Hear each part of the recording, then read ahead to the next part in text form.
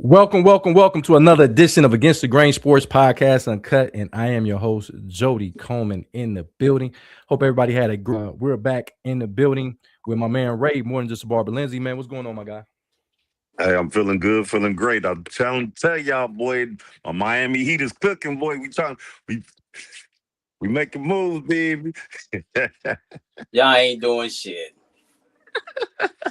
Spoken like a bitter Mavericks fan. No doubt. We got my man Jarrell Solo on Sports Glenn all the way from San Antonio, Texas. Man, what's going on, my Nothing, man. guy? I'm just chilling, bro. Trying to stay cool in these Texas streets. Now, I think it's like 98 degrees today. So, like, the group is hot as shit down here today.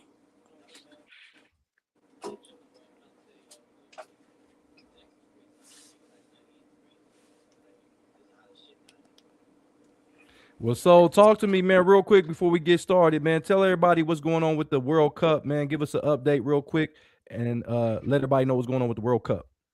Well, there's three host countries going into the World Cup. You had Mexico, you had Canada, and, of course, you had the United States. And those other two countries are eliminated. Canada and Mexico got eliminated yesterday. I think Canada might have been 2 days ago. Mexico got eliminated last night. So the U.S. is the last of the Mohicans. We'll see if they can keep everything going and get a win tonight against Belgium. It's going to be very interesting what happens in that one.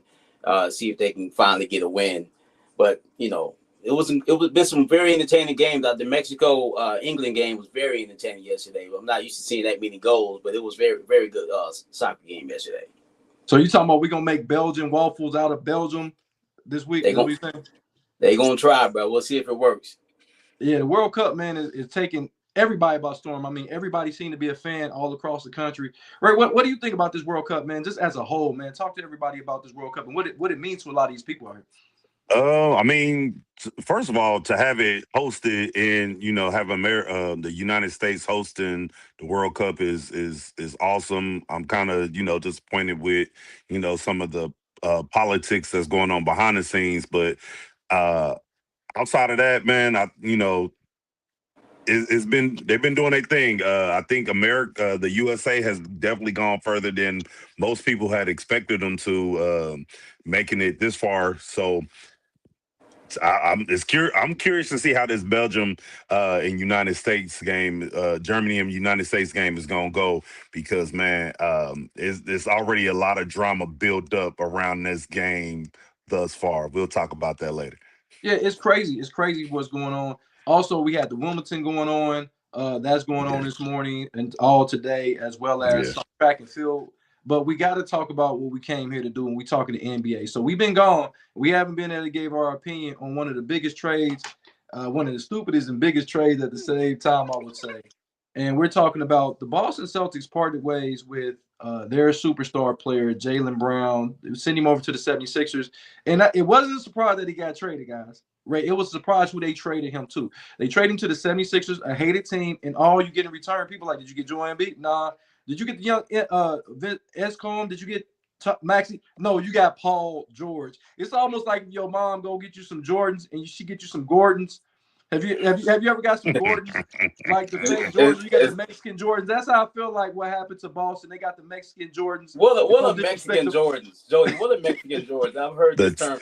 Team Jordans. They're the Team Jordans. They're not the official numbers. As a person that has multiple shoes, I am a shoe connoisseur. Ray, was Mexico wearing those yesterday? That's why they lost. They were wearing the Mexican Jordans. Yeah, the ones that bust through the soul. Yeah, they had the Mexican Jordan. They had the 8-ring Jordans. Hey, but for real, what's up, Asia in the building? What's up, Kathy? Kathy in the building with Against the Grain Sports.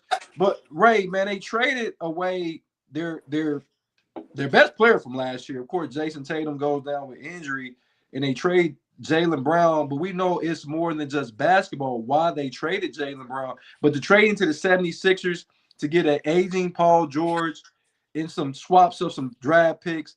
Ray, talk to me about this move, man. Hey, I just want to know, man. They have an all Paul George team listed on the players that he's been traded for. Like we seen Victor Oladipo, we seen SGA, we seen Demontis Sabonis. I mean, they got Jalen Williams to OKC because they traded him. Like all these things, it's like Paul George is like the Renaissance man, and every team that he leaves gets better once he's gone. And so I don't know, man. It's interesting. Shout out to Jaylen Brown, man, because he's been nothing but like a ball player. I know he's disappointed about the trade and about being in trade talks when he had coming off like he said himself, the best season of his career. And yet we are talking about him being traded to a team that was, that is, sometimes considered the Celtics rival outside of the Knicks. Like they would probably be the next thing, outside of the Knicks. That's their biggest rivals. So to get traded to that team, I think next year is going to be interesting. He's probably going to make them pay for the 4 times they're going to play next year. Okay, and of course if they go to the cup game, might be 5. So what do you think about this? So you got the Jaylen Brown being traded, but we know it wasn't basketball reasons why this man was traded. But nevertheless, you get Paul George. But some argue that Paul George outplayed him in that series between the 76ers and the Celtics. Some argue that. Talk to me, so about that. Well, it just shows you Boston really, really wanted to get rid of Jaylen Brown and trade him to a team that just beat you in the series. I think they were up 3-1 in that series, Jordan. We talked about that. I think they were up 3-1 in that series. They blew a 3-1 lead. So to trade him to them, that means they must really, really want to get rid of this brother. They got back Paul George. What's his new nickname? Is it still PG-13 or is it? I thought it was playoff P. I don't know. You know what I'm saying? So I expect 40, 50 games out of this brother. I mean, he's not going to play an entire season. So hopefully Jason Tatum can stay healthy and lead this team, because we already thought he was kind of the best player on that roster. So now it's no doubt who the best player on the roster is, because you can't depend on Paul George.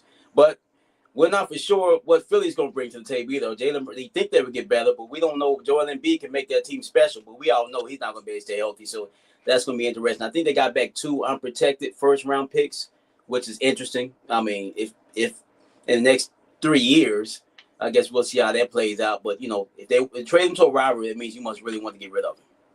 I was a little surprised on the trade because before Jaylen Brown was traded, the Boston Celtics was the odds-on favorite to win the NBA championship next year. So they were the favorite to win it. And you trade him, and they fall to like 6 or something like that. But I'm like, so you get rid of this guy. I guess nobody's paying attention to Vegas. Nobody cared about Vegas because why get rid of this guy at this point? And my thing is, when both of these guys are on the court, meaning Jason Tatum and Jaylen Brown, they won a championship when both of those guys completed the season, both of them being healthy. And not to mention the numerous amount of playoff games that they went together. Do you know since 2000, Jason Tatum is the highest scoring player in the playoffs since 2000, and Jaylen Brown is like 4th on the list in scoring since 2000 in playoff basketball. So these guys play well together. So I'm just kind of confused on this trade. And then you don't get Giannis. If you didn't get Giannis, I think you should have stuck Jaylen Brown back on that team when you didn't get Giannis. But we know, and I'm going to go to you, Ray, on this one. We know it was much more than basketball. The guy is extremely intelligent. He's trying to talk about player empowerment and these type of things. And Boston doesn't want you to be that smart. Boston doesn't, not just Boston, but the NBA and everybody. Let's keep it fun. Let's talk about it, man. They really don't like the fact that this guy is really telling people don't do this and speak for yourself. He's not a robot. And Boston said, we can't have that right now, man. Ray, what's going on, man? Man, just look at the climate of our country, man, and that'll tell you everything that you need to know about why he got traded. Philly is more of a we don't give a crap what y'all think type town. Boston is more traditional. Like I said last week. If you really want to know how Boston feels about their players being outspoken, talking about civil rights, civil injustice, civil unrest, talk to Bill Russell. Like, talk to the great Bill Russell, and he'll let you know everything that you need to know about Boston when it comes to those things, man. He endured a lot of stuff during the civil rights era while he was winning championships. You know, you would have thought his winning would have forgave all that he was, but yet and still he was still getting death threats and all that stuff while he was down there in Boston. So that'll let you know a lot about what he what how they feel. And then to bring it back up to date with Jaylen Brown. Jaylen Brown was doing a lot of philanthropy work, area of Boston. And if anybody knows anything about Boston, that's like the west side of Dayton. You know what I'm saying? Like it's predominantly black, predominantly uh, um, people of color there. And so when you look at what he was doing there, he was spending a lot of that $303 million that they gave him. He was putting it right back into the community. So it wasn't like he wasn't doing that what he was supposed to do, but they don't seem to like what he was bringing to the table. And when we in a climate of shut up and dribble, and that's what they really want you to do, he's gonna fall on that sword every single time. Yeah, great stuff. But Bill Russell has passed away, so we say what he used to do. We would talk to him. But also, too, Ray, what if Jaylen Brown would have been around in BBD in New Edition, so they wouldn't have been so damn broke? Maybe he could have gave them some money so they wouldn't have been in the hood. He was making Candy Girl and shit like that. I mean, yeah, maybe so. But so man, talk to me. We know this ain't about basketball. If it was about basketball, I think they would have got a lot more in return. I think they got. Remember back in the day we say fleece. I think they got fleece in this deal, and we know why. Talk to me about this, though. We all know that Jaylen Brown. I mean, if you got two brothers on your roster that's making $300 million each, if you're going to get rid of one of them, you're going to get one of the ones that speaks his mind. And we all know Jaylen Brown's going to speak his mind no matter what. I think it's the second apron that we're dealing with in the NBA is going to somewhat ruin the league. We like the players to get paid, but you're not going to be able to build a real team because you're not going to be able to afford to keep all these players. So they're going to use that for an excuse why they got rid of him, but that's probably, we all know that's not why. It has something to do with all the off the court stuff he was saying about the league, about the referees and things of that nature. And the Celtics, like Ray said, they want players that's going to shut up and dribble. So they're going to keep the light-skinned brother with get a hairline instead of the brother that kind of looks like, us. This is the thing, guys. I think with Jaylen Brown, and I'm gonna say this, and I'm saying this in not in a comical way, but Stephen A. Smith has something to do with this. If you don't believe that Stephen A. Smith has something to do with this, Stephen A. Smith has been a sly devil, man, when it comes to certain stuff. And he speaks, it seems like he can't wait to speak his mind against other African-American counterparts that's in the NBA. We saw what he did with LeBron James. We saw what he did with Kwame Brown. Now we're seeing what he's doing with Jaylen Brown. I don't know, man. I think Stephen A. Smith may have had something to do with this. Not directly about it, but I think that speaking out against it, I think that was an issue. But I'm gonna go a little step further, and I'm gonna go to you, So, on this one first. When we talk about Jaylen Brown being shipped out of there, but Udoka, he was shipped out of town. Have we seen a trend of what's going on with the Boston Celtic organization that only certain players can do certain things? But Ray spoke about it. I mean, Bill Russell was winning championships in Boston. He would come home and somebody broke in his house and pissed and shit all over his mattresses and stuff like that. So yeah, this stuff, some of these stuff, they show these old videos as if it was 200 years ago. But no, bro, this was not that long ago. 40, 50 years ago.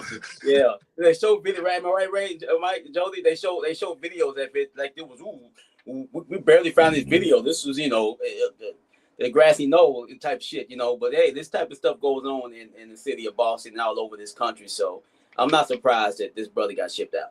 No doubt. My man King Minks in the building, all the way from Memphis, Tennessee, says some real good dudes right here. Great damn podcast. Definitely appreciate you, my boy, coming through.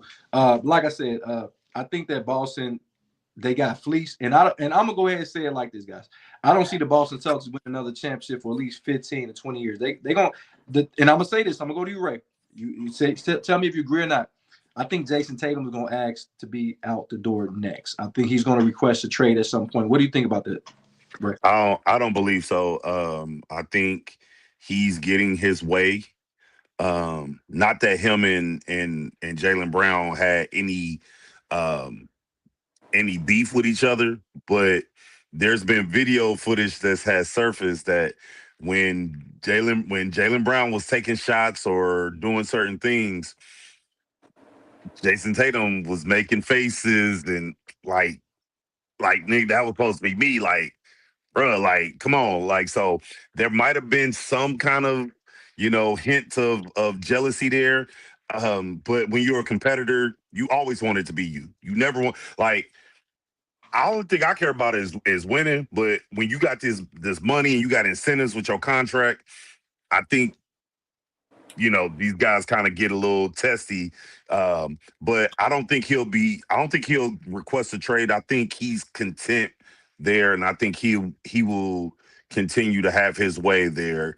Just expect him to get another $300 million contract after this. Okay, Donald said they have video of that, but they don't have video of Will Chamberlain scoring 100 points. King Ming said Stephen A. Smith from Django, where he played on that movie, and then King Ming said he thinks Jason Tatum is going to stay. So, what do you think about that? Do you think that Jason Tatum at some point will request a trade? Maybe not this year, but maybe in the years to come, he'll be asking to maybe in 2 years. I don't see it. I mean, he's still a Boston Celtics, still a legendary franchise. They got more rings than anybody in the world. So and he can be an all-time great as a Celtic. He just going to probably maybe when he gets done playing with the Celtics, he can be the all-time leading scorer for the franchise. So now I don't see him leaving there. I'm gonna go against the grain, guys. I think that he asked for a trade because guess what? This team is gonna be destitute without Jaylen Brown, Paul Pierce. He ain't walking through that door. Paul George is even if he plays well, we know he's gonna be limited to some degree. They talk about shipping Derek Brown out of town. Derek White. So you got all these different players. You're gonna try to put guys off the bench in the starting lineup. Mazzulla, if he doesn't, the move that he made in Game 7 against Philly, if he hadn't already won a championship, he would have been fired. I can see Jason Tatum knowing that he can't win in the prime of his career, he'll be 100% healthy in 2 years. I can see if they're not making adjustment now. If they land another free agent, which they would have the money to do, I can see him staying. I think if they don't make a move, this is my prediction. I think that Jason Tatum in 2 years after this season is over and they're not winning, they get bounced in the first or second round again this year. Jason Tatum is going to want out because now he has all the pressure. And I believe Jason Tatum is fan. Y'all know I love Jason Tatum. But if Jason Tatum, he's going to turn into the bona fide, what's my guy out there, Devin Booker. Look at the roster. He'd be a bona fide Devin Booker in Phoenix. Yeah, would he get all the money in the world? But after certain accolades, you want to win games, and that's what Devin Booker's up against. He can't get anybody else out there in the desert. And we know Boston is a destination where people want to play. But if they don't do that, I could see them moving on from. Well, Jason Tatum want to be. I don't think they'll trade. I think Jason Tatum will want out. And that's just my thought process. Real quick, what's up to my man Richard Norvell in the building? And also, last but not least, man. So I'm gonna go back to you on this one. I'll go back to Ray. Do you think that it's a possibility now? Do you think it's a possibility now that they did get rid of Jason Tatum? They got Paul George, and you think that they need a point guard? Do you think that maybe they'll kick the tires and call up your Dallas Mavericks to try to get Kyrie Irving to come back to Boston? I guess anything's possible. At this point, but I don't think he left on a good footing. They kind of talked a lot of shit about him when he left Boston. I don't really see that happening because he has history at that organization, not good history at that. So now I don't. They called him everything but man of God when he was there with the Mavericks in the finals a couple years ago. And I think Kyrie, we all know Kyrie stands on business. I don't think he'll accept the trade to go back to Boston because of that. Okay. Donald said, I think Tatum is cool. I think he wanted Brown gone and they gave him his way, so he'll be fine. And people say that they care about winning, but guys really only care about winning when it because of them. And it was too much said that people believe they won more because of Brown, not Tatum.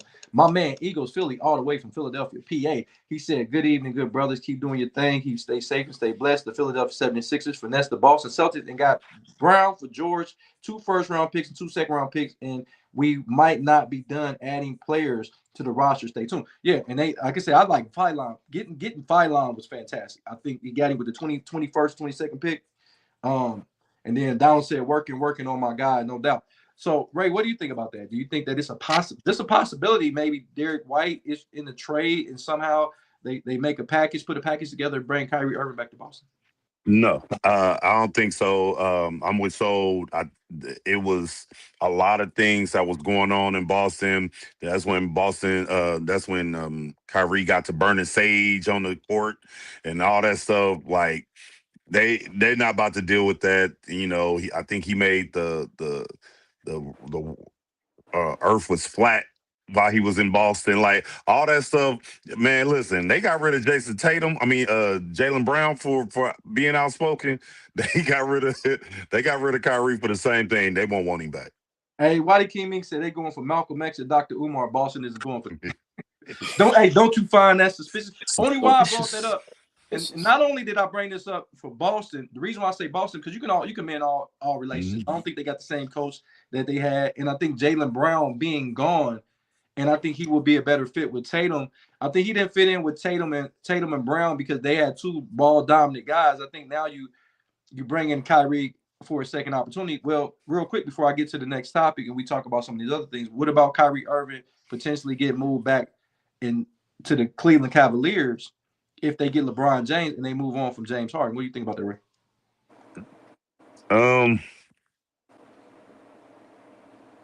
I can see that more than I can see him going to Boston. I think Kyrie definitely wanted more after he left because he thought he could do more winning without, LeBron and all that stuff. Especially if they get LeBron to go back, I think they really kind of want to chomp at the bit to try to get back to their winning ways together. We'll see how that goes, man. That's going to be kind of interesting. What do you think about this? So I know I'm talking about your boy Kyrie, but I'm thinking of restitution for him because he hasn't played in about a year. Y'all want to build around that young Cooper Flag. I don't think you can build around the young Cooper Flag with a Kyrie Irving on that team. So what do you think about this? Oh, we don't have many good players, so I don't want Kyrie to go no fucking where. He's definitely our second best player on the team with a bad knee.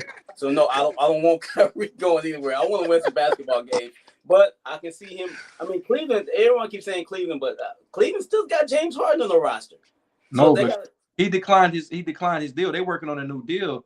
Why would you pay James Harden mega dollars when you can get rid of him and bring Kyrie? And at least you got a better fourth quarter player. You mean running back from the championship years when LeBron was there? I mean, I guess anything's possible. You got a better number 3 in Mitchell now. I don't know who Cleveland would give Dallas back. We sure the fuck don't want James Harden back. If that's what you offering, I'm not even answering the phone call. I'm gonna treat you like a bill collector. Evan Mobley, maybe. No, I don't want him either. He's not good. You trying to steal, bro? Jody, come on, bro. You got to do better. You wouldn't want Evan Mobley over Kyrie? You nigga disappeared in the playoffs. Really? That nigga disappeared in the playoffs, though. We don't want Evan Mobley. But Kyrie didn't even play. He's still better than Evan Mobley. Okay. All right. Well, we'll keep that up to date. I want to get everybody abreast. I know ain't nobody saying nothing about it. That's why we talk about stuff on Against the Grain Sports. I don't think Kyrie Irving will play in a Maverick uniform this year. I think he's moving on from that deal. Real quick before we get to our next topic on here is Kathy said, please no more LeBron. I can't take another year.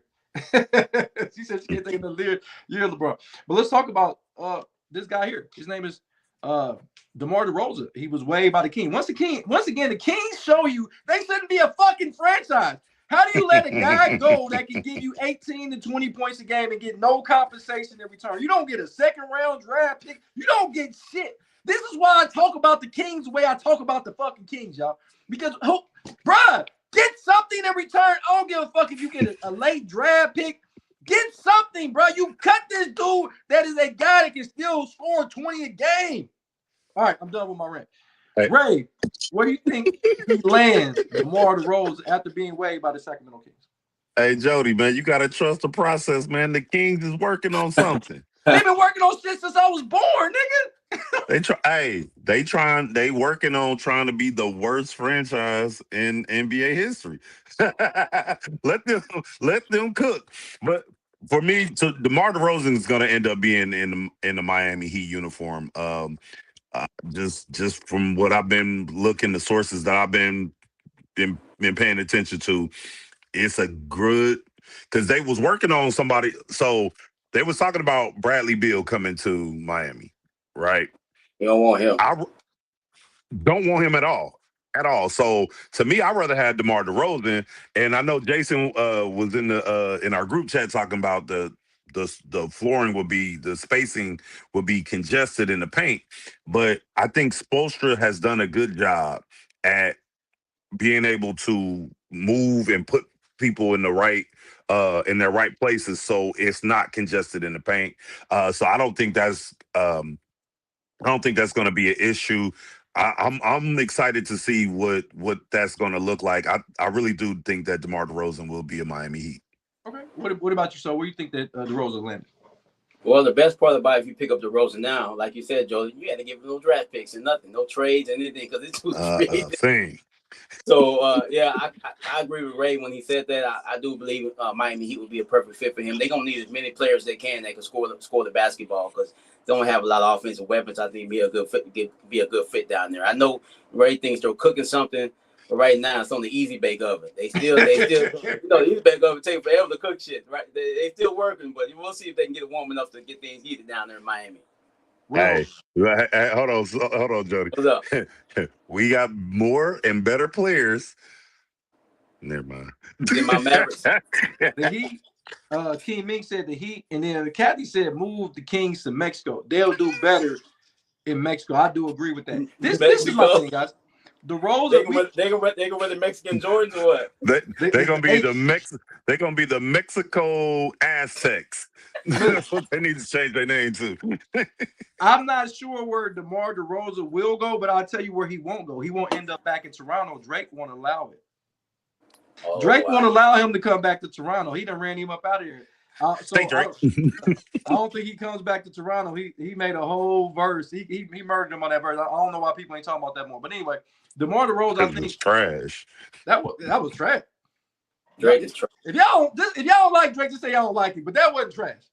If y'all don't like him, just say y'all don't like him. But I can see him going to the Clippers though. For real, he'll go back home to the Clippers. I think they did just get Hachimura. We'll talk about in a moment. But I don't think he's gonna go to a contender because if he goes to the Heat, what is he going for the amount? I think they're still in LeBron James sweepstakes. I don't think you get DeRozan and LeBron. But you will get one or the other. Because I think LeBron is going to either go to Cleveland, as we said. We'll talk about that. He's going to be in Cleveland. Well, my thing is DeRozan, man. What does he bring? He can still score 20 a game, but I think at this point in time in his career, he's going to be a bench player. I think to me, he's a bench player. I think he could be the 6th man of the year type of guy. So that means he can kind of go to any team in the league. So, guys, with the 76ers be out of the realm of possibility if him being the guy that can come off the bench. So, I guess. I mean, they got a lot of good shooters on that. They got a nice roster. I don't know if he'll get much playing time. The amount of guards and shit they got on that team. I can see maybe the Denver Nuggets. They need some more scoring. Maybe he can fit in Denver. They need some more offensive weapons over there. That's good right there. So, I mean, Ray, what do you think about that? Potentially going to the 76ers? Because they said they're not done. They're still looking at LeBron as well. Or Ray, the Minnesota Timberwolves. Oh, okay. I'm in agreement with you with the DeRozan being a bench player.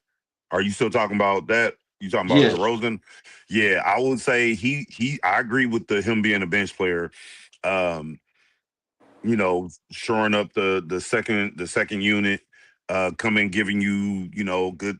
I mean, I feel like he can still drop 20, if he's in the starting role, but as a backup, I could see him dropping like 15, 17 points. He's still gonna give you nice production. I can see that. I don't know about the Timberwolves if he's coming off the bench. Yes, absolutely. Yeah, I could see him being because Timberwolves need some offense. I mean, they don't get DiVincenzo for the whole year. They're still going to be missing out on that. You lose Nas Reed in the trade.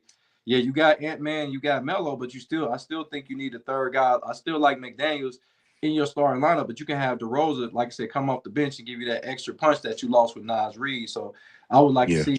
I want him to go to a contender though. I don't think he need to go. Shit, if you can't play on Sacramento, where the fuck you gonna play at? If Sacramento can't use a guy that can score 20 points a game, what the fuck are you doing out here? Well, he's been in the league so long. He's made a lot of money, so he definitely needs to try. You would think he would try to get somewhere where he can win because he hasn't really done any real winning. They never could beat LeBron when he was in Toronto. So you would think he would try to latch on to a winner and try to give him a chance to make a run in the championship at the end of his career. Yeah, Hachimura, just some news on Hachimura. The forward from the Lakers has signed with the Clippers, so he had to move too far at all.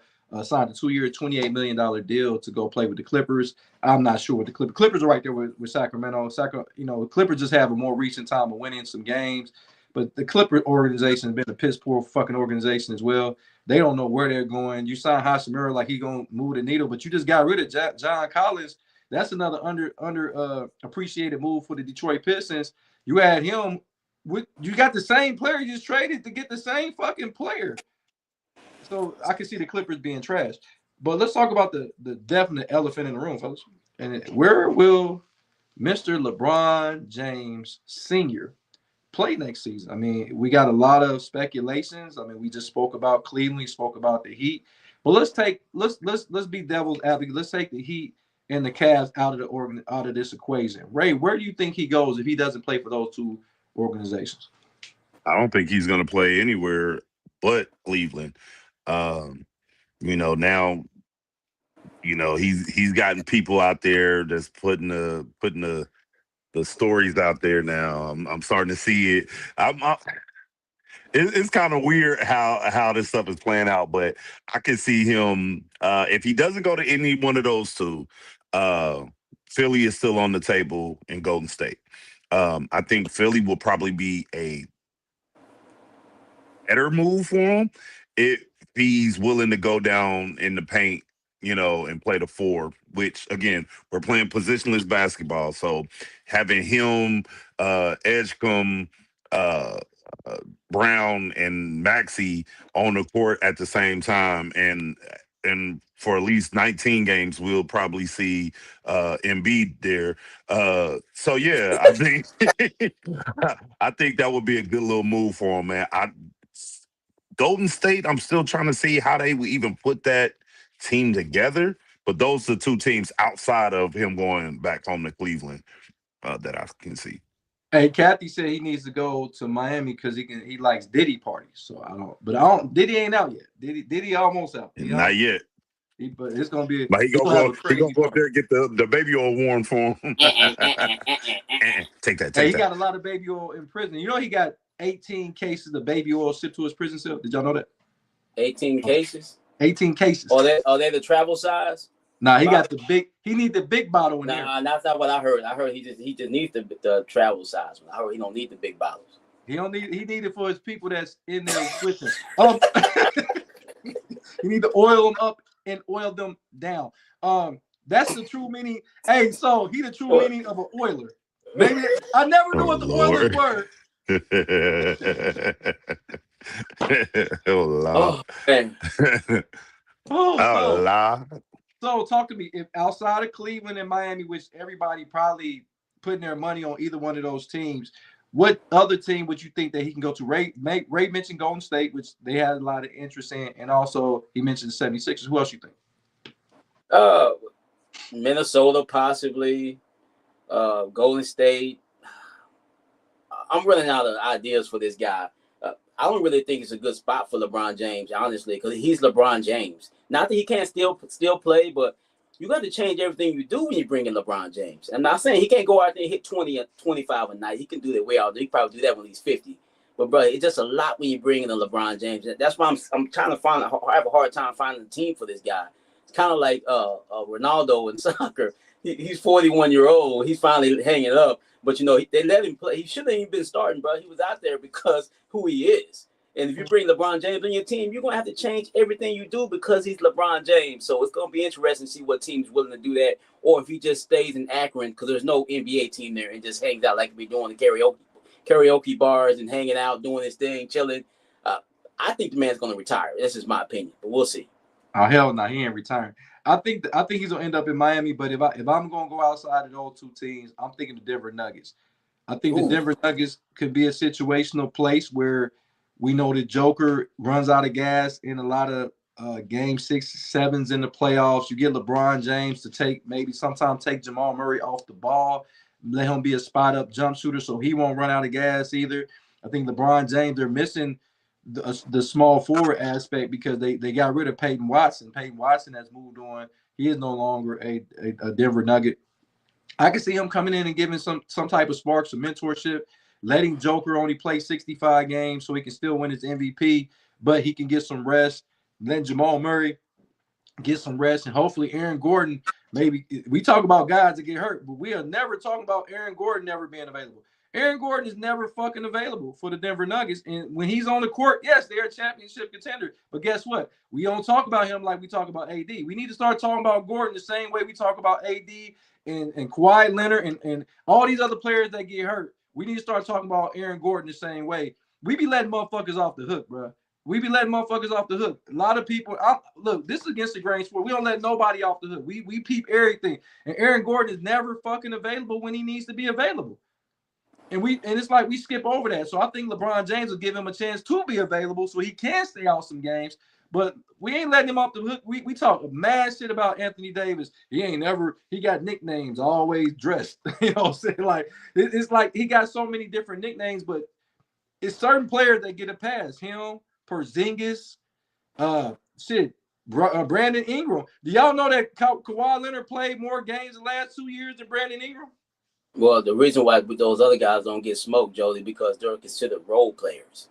I mean, they're not really considered superstars. The other guys you named, they're supposed to be superstars in the league, so it's going to stand out more when they're not playing. Just like at work, and I'm one of the few black guys in my area. It's like two of us. So if I'm missing, it's going to stand out if I'm not there. So all that being said, Aaron Gordon played his best ball when he was playing in that Uncle Drew movie. He was really hooping in that movie. Saw that. He was really good in that movie. Okay. So Ray, now we got that out the way. But so who do you really think he's going to go to between the Cleveland Cavaliers and Miami? Who would you put your money on? He'll go Cleveland. Cleveland. He already got Wendy out there putting the bait out there. It's likely to be Cleveland. Because this is the thing. Cleveland is the only team that has said they have a roster spot for Bronny. Oh. But he just signed a deal with the Lakers though. He's already he got the guaranteed money. They waived him. He's not on that team. He's not on that roster. I guess he ain't light enough, is he? I'm gonna leave that one alone.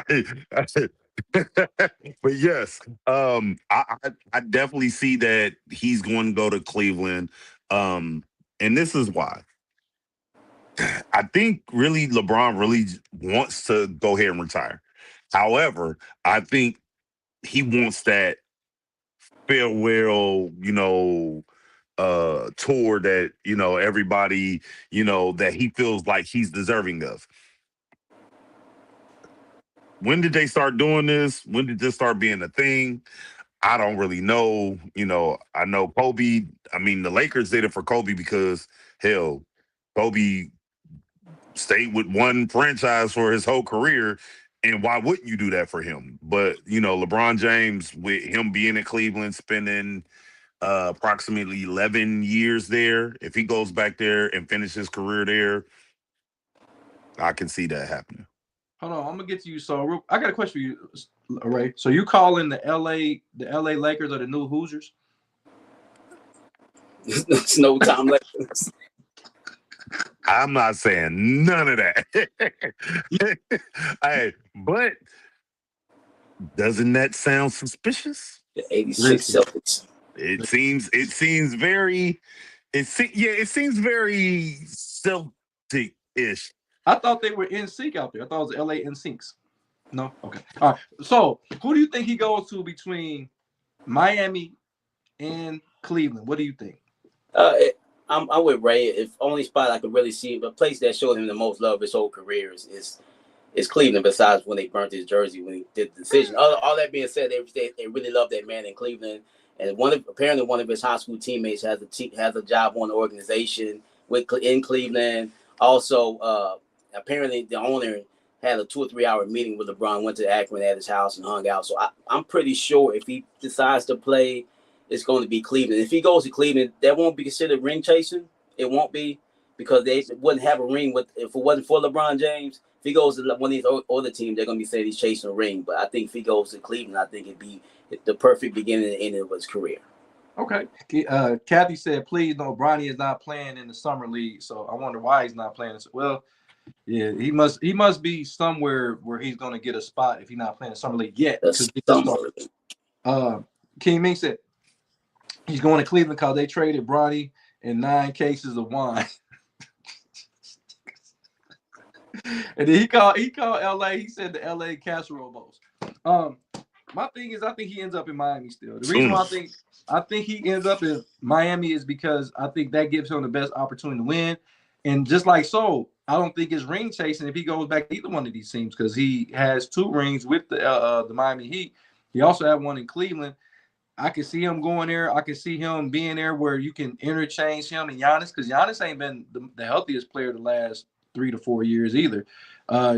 Plus Andrew Wiggins, we don't know if he's gonna have another situation where he got to sit out of basketball for a year. You know, we found out one of his other kids is somebody else's. So I allegedly. What Allegedly. Allegedly. You calling this man what's the point guard that played for the Suns? Steve Nash. Steve Nash. Hey, listen, man. It is what it is. I'm the Panthers. Real quick update. Young Chris said Belgium is up 1-0. So let's get it together, USA. But yeah, I can see him going to me, for my money, it just makes more sense for him to go to a Miami team than it is to go back to Cleveland. Now, as far as what Ray said, I agree with the nostalgia. I agree with you, so the beginning and the end. But if you really want to try to play a season that's meaningful, I think it's more Miami than Cleveland because now you bring him in. What kind of basketball spacing? We talk about if DeRozan goes to Miami, there won't be any spacing on the floor. What kind of space you have with James Harden, LeBron James, and Mitchell?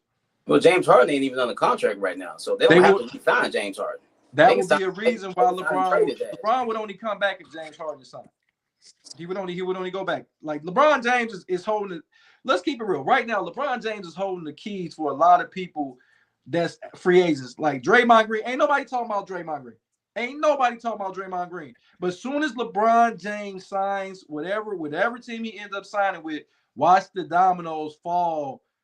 Like, remember back in the day, you used to push the dominoes and it was like, you'll see that once he goes. Because it's a couple free agents like a Draymond Green, like a Bradley Beal. Those guys start flying off the shelves, man, like the toilet paper was during COVID and shit. So, yeah, he has the league right now. He really has his free agency held hostage right now. Because of that, I think a lot of people are throwing their names in the ring for LeBron. And again, here we are 16 years later, and it's still LeBron James like that. We're talking about it still, and I'm okay with it. Don't get me wrong. I don't really have a problem with it, but at the same time, it's like, yo, he's doing it again. But the reason why is because I said this a couple shows ago. He's still the face of the league, whether we like it or not. Nobody is taking the mantle from him. Real quick, Kathy said, "Okay, y'all know I'm a snow bunny." Kathy said she is snow bunny. She's a snow bunny. Don't you find that suspicious? Then King said, "Damn, Wiggins gonna be singing the blues with all this going on." And she said, "Let LeBron James go to New Orleans or New York or Miami." New York already said they don't want no parts of LeBron James in New York. They just want a championship. Now they wouldn't have won a championship. I can see them going there, but winning the championship, they need to just run that back and see what they can do. And then Kimi said he's not going to win in Miami, maybe conference finals. Wow, okay, we'll see. But real quick, man, before we get to the other portion, we want to go talk about our sponsor. Our sponsor being Michael Wright, attorney at law. Any kind of legalities you have going on, any legal wrongful deaths, workman's comp, just call Mike. Call Mike at 937-222-7477. And I got the shirt on. Just call Mike. But yeah, let's talk about the Summer League real quick, guys. Just give me a brief synopsis if y'all been keeping up with any of the early goings in the Summer League. So give me your outset on some of the guys that was highly drafted that went on some of the performances that you checked out. Well, I saw some of the clips. I haven't really been watching any of the games, but the top picks have been playing well, like we figured they do. They're playing against guys that probably gonna be driving UPS trucks in the next couple of weeks. They're not really. Ain't nothing wrong with that, so ain't nothing wrong with driving. But there's nothing wrong with that. But those guys are not NBA players that they're playing against, so they're out there getting some cardio in, and you know. If I was one of those guys, I would be trying. They even got a guy out there, this 30-year-old Laker guy. He's like, his hairline is like way back here. Yeah, it's crazy. But they're doing well. This guy expected. They're top picks in the NBA, so they're good basketball players. So they're doing their thing in the Summer League. It's just I'm not really surprised. I just found out that you see why the guys are 30 years old playing in summer league. You know why? When they go and play overseas, they get $1 million more on a contract when they have NBA experience on their resume.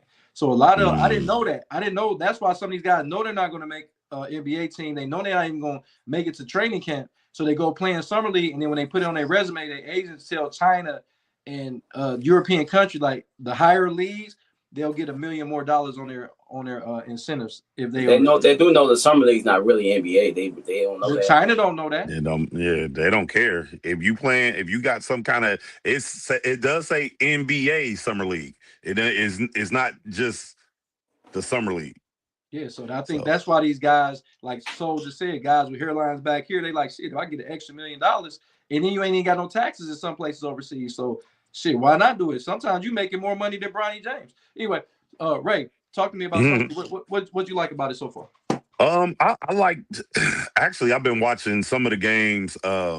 Actually, man, it's been better basketball played in that summer league than I've seen in the playoffs. Because they're moving the ball around, they're playing for something. Like some of these guys are trying to play for their job.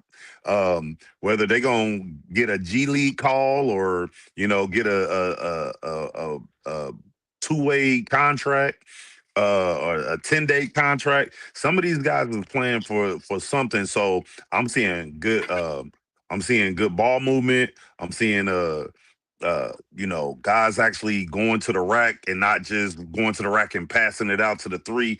I'm seeing some really good basketball because these guys know that this is their livelihood on the line. So some of them is really out there trying to get buckets. And I like some of the I've been watching some of AJ DeBonza's college games, and I'm like, man, I didn't get to see BYU play, but watching some of he's going to be a freaking stud in this league, man. Him and the Washington Wizards, man. I think the Washington Wizards is going to be a sleeper. Yeah, I was going to speak on your boy Darren Peterson exploded. Pause. He exploded. Pause. 28 points, 11 for 21, 4 for 7 from the 3-point line. And he looked like a man among boys out there. I think, boys, I don't think he's going to play long in the summer league. I think he's proven what he can do. I don't see him playing when they go to Vegas because right now they're in California. I think that he showed that he's worthy of being one of the top picks in the draft or being the top pick in the draft. And I'm like, this guy is fantastic. I think we got cheated last year because he was only playing like 20 minutes a game early on in the season. I think he had the potential. He could have carried the team all the way to the NCAA championship, especially playing with a Kansas team that had a lot of pieces on that supporting cast. But him going in there, looking at the Kansas Jayhawk as a business, as a factory, basically went there and say, look, I'm gonna sign this contract. I'm gonna do what I got to do. But I think in the NBA, he's gonna let it all hang loose. And I think this guy is gonna show you that he can be a guy that could potentially score 30 points a game on a regular basis. Now, I agree with Sol. They're playing against guys that are probably gonna be selling insurance in a couple months. But it doesn't matter. You still got to go out there and perform because just like my man, King Mink said, A-Cuff, he had 25, but I think he took 29 shots. He was 9 for 29 shooting. Like he was firing that thing up, man. He's like, that's gonna be the regular season for him. He's a king now, so yeah, and he probably gonna get released. He probably gonna get released after his second game because they don't know what the fuck they're doing out there. They don't know how to build anything. But all jokes aside, man, I think the summer league is good, but we're going to see that some of the top players will not play because there's not going to be a reason for those guys to play because they're going to show that they're ready for NBA action. But real quick, man, before we get to our NFL segment, King Minks had a question. It's the MLB question. So we always it is baseball season, and we always like to talk baseball. And King Minks is our guy, so we got to answer this question before we move on. And the question, hold on real quick. Donald said, I think he plays against Boozer the next game. After that, I think they'll both be done for the summer. And then King Meek said King's going to trade him A-Cuff in 3 years. I don't think it's going to be 3 games. And then Kathy said exactly it is how it has the NBA backing, talking about the NBA summer league. They want those top picks to play in the Vegas league, man, because that's a big money draw. They make a lot of money in those Vegas games. Ain't nobody coming to those damn games. But I'm telling you, Joe, this big money. Them games be empty sometimes, but I think that now we got good players that like this draft. I think it'll be stacked because of who's out there. I don't think I would play Peterson just to appease some fans. They'll never do it any other time. Go ahead, Ray. No, I was just saying when I was out in Vegas 2 years ago when Summer League was going on, them fans were showing up in droves. So I think people are more interested, and I think they'll be more interested in this one, especially like we just said, like what Soul said with Peterson, Acuff, Wilson, DeBonza. You got all these guys, the Lindenberg dude, like all these guys, man. I think it it will bring out a crowd for sure. It'll bring a crowd out, but I wouldn't risk it. I mean, this is the situation. Yeah, I get you. He's playing for absolutely nothing. Now, this is the time I don't care that you sit a player. We know that Derek Peterson is a pros pro. We know that AJ is a pros pro. We know all these guys that got drafted, we know they pros. The only person that probably will play is guys like A-Cup because he plays for the fucking Kings. And he ain't gonna get traded anyway. They try to get trade bait off of him right now. When Wemby got drafted, he played in about like 2 summer games out in Vegas. So right, and then they got rid of him. He set his ass down.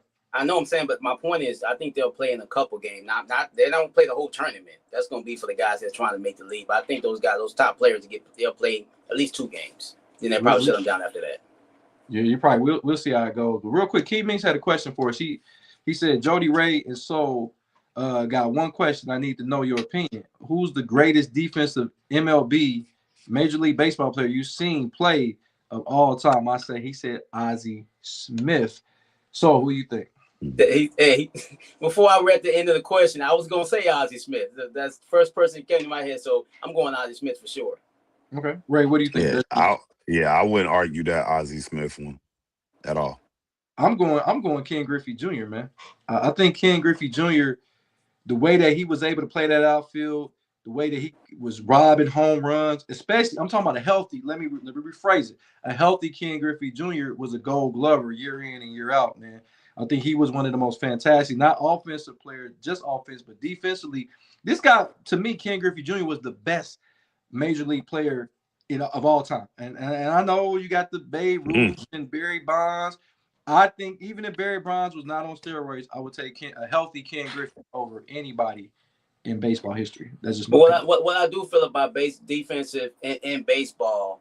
I think I'm not saying Ken Griffey's this, but I think you can hide some of your weaker defenders in the outfield. But if you can't hide them in that infield. And that's where your real great defensive players play in the infield, at third base to second base. That's where you really see some of your best defenders in baseball. Okay. Donald said real quick, they said the Vegas Summer League is the video vixen capital of the world.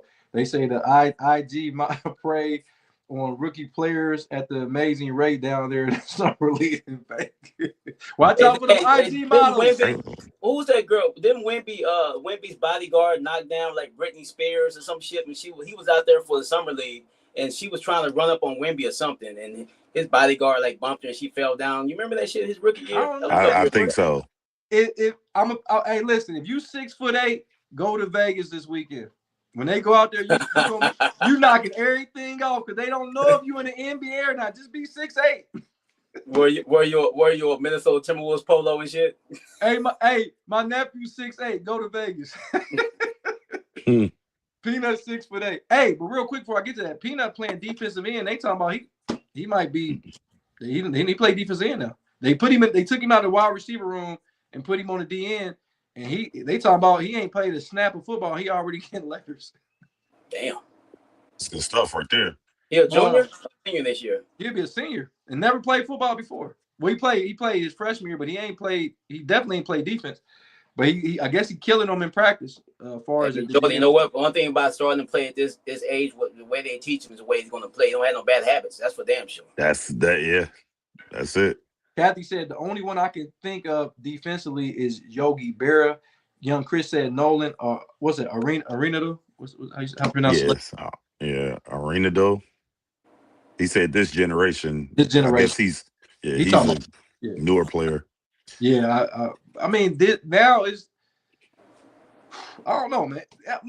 Real quick, man, before we go on to our NFL portion, why? And I'm gonna ask you, Ray, as far as Major League Baseball concerned. Why did it seem like when we watched the World Baseball Series, when we lost to who we lose to Venezuela, I believe we lost to them. Yeah, it seemed like we were on the edge on every pitch during that tournament. But now you watch baseball, and these guys get paid a whole hell of a lot of money. The defense isn't as good. The games are not as exciting. Why is it that it's more exciting in the World Baseball Classic than it is in regular baseball? Right? What do you think about that? Because I think you play up or you play down to your competition, right? And then when you're playing against these guys, they're playing for their country. They're playing for, like some of these players, if they lose, they can't come back home in other countries. You know what I'm saying? So they come with a different veracity. And so if they're playing at a different veracity, it's gonna make you up your game. So I think that's why we probably see that a little bit more, because you like, hold on, these dudes live, breathe, and eat and sleep baseball.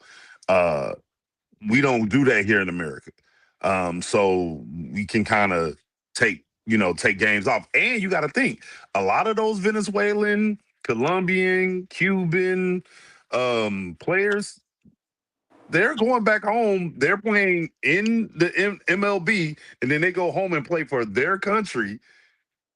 And so some of the better defenders, better hitters, saying shortstops and all that, they're playing for their country, but they've got major league experience. So I think that's probably why. Donald said, I got Andrew Jones for the Braves. He was the defensive dog. He was. And then he said, Donald said, because the other countries love their country.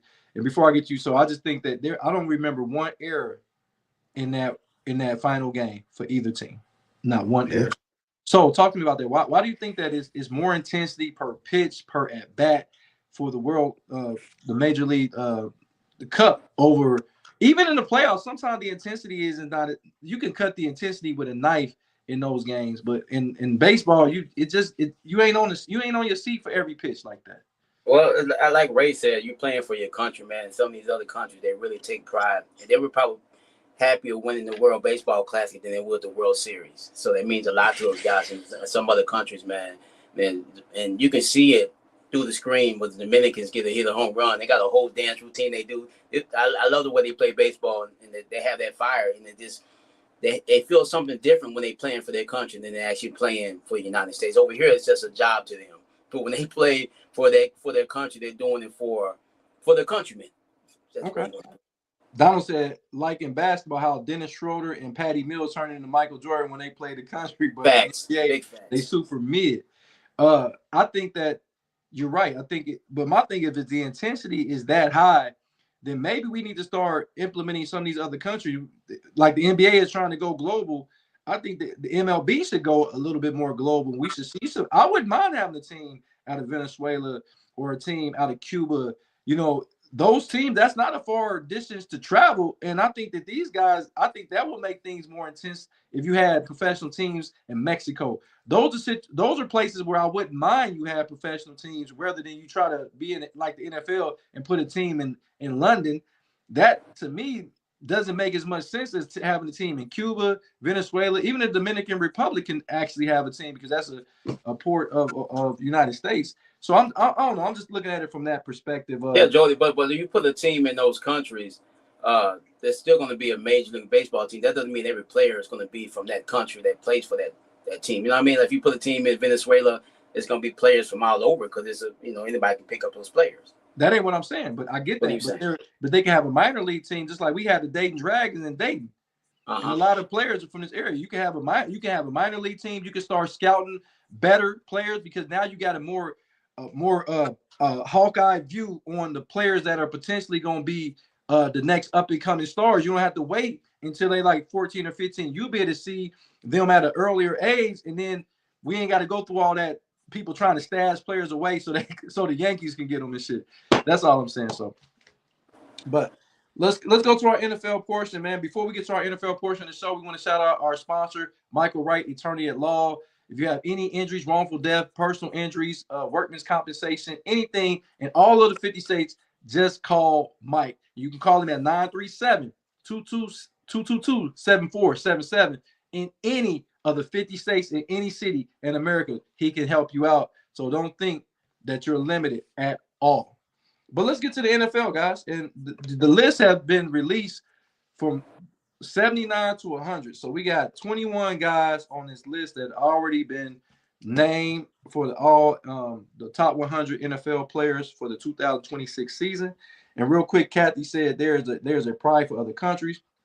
Now, should I agree with you, Jody? Having teams in other countries just in a few years after this guy is out of office, I wouldn't want anything that happens to any players because of our president. Yeah, I mean, not now, but I think in the next, I would rather see a Major League Baseball team in another country than I would like to see a basketball or a football team in another country. That's just my opinion. But I'm gonna go to you, Ray. Listen up, Ray and Soul. So I'm gonna go to the top. I'm gonna go 100 to 90. So you got at 100, you got Cam Jordan from New Orleans Saints. It's 1-1, baby. It's 1-1. We just scored. Okay. You got 99. We got Quentin Nelson, guard from the Indianapolis Colts. 98 is Bryce Young from the Carolina Panthers, quarterback. 97 is Ernest Jones, the linebacker for the Seattle Seahawks. 96 is Travis Etienne, or what he says his name is, Ancho. What's his last name is? We've been pronouncing his name wrong, but now he's with the New Orleans Saints running back. H-E-N. Yeah. 95 is DeMarco Davis, linebacker. I think he went back to the Jets, I do believe. DeMario Davis. Yeah, 94 is Creed Humphreys, the center for the Kansas City Chiefs. 93 is Carson Winsinger from the Cleveland Browns, Rookie of the Year defense. And 92 is Allen Alshear, linebacker for the Houston Texans. 91 is Montez Sweat from the Arizona Cardinals. And 90 is Derek Brown, defensive tackle for the Carolina Panthers. Soul on Sports, man, talk to me about this top 10. Who do you think should be in? Give me one guy that you think that you like on there and one guy that shouldn't be on this.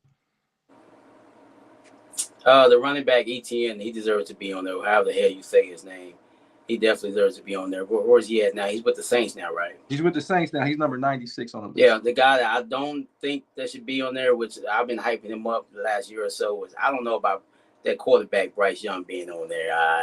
I know he did a little bit last year with Carolina, but I think he's probably on this list because he's a quarterback. I don't think he's a top 100 player in the league. That's just my opinion. Okay, Ray, what do you think about this 100 to 90 list? Who do you like on this list, and who do you not like on this particular list?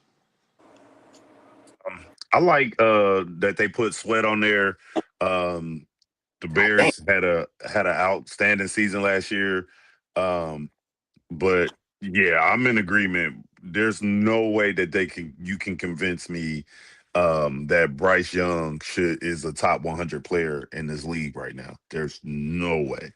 Okay, a person on here that I like is Derek Brown. I think Derek Brown should be higher than this on his list. I think he was healthy. He's one of the main reasons the Carolina Panthers was able to make it to the playoffs and win their division. He's a very underrated D tackle when he's healthy. He's one of the best in the game. To be 90, that means he has several different D tackles that's ahead of him. I don't think it's that many D tackles ahead of him right now. So him to be 90, I got to see the rest of the list. But him being 90, I don't like him being that low on this list. But the person that shouldn't be on this list, and I think it was a career achievement, is Cam Jordan. Cam Jordan didn't do shit this year. I think this was a lifetime achievement for him. I think that he's been a great ambassador for the Saints and for the league. He's well liked. Just like they did with Aaron Rodgers a couple years ago when they put him at 92 and he didn't even play that year. So I think this is one of those they respect the hell out of Cam Jordan. Oh yeah. Reason why he's the top 100 player on this list, but he's a guy that I'm like, nah, I don't think so. But let's talk about. So I'm gonna go back to you made a mention about Bryce Young. You don't think Bryce Young is that guy? This is a guy that won the division.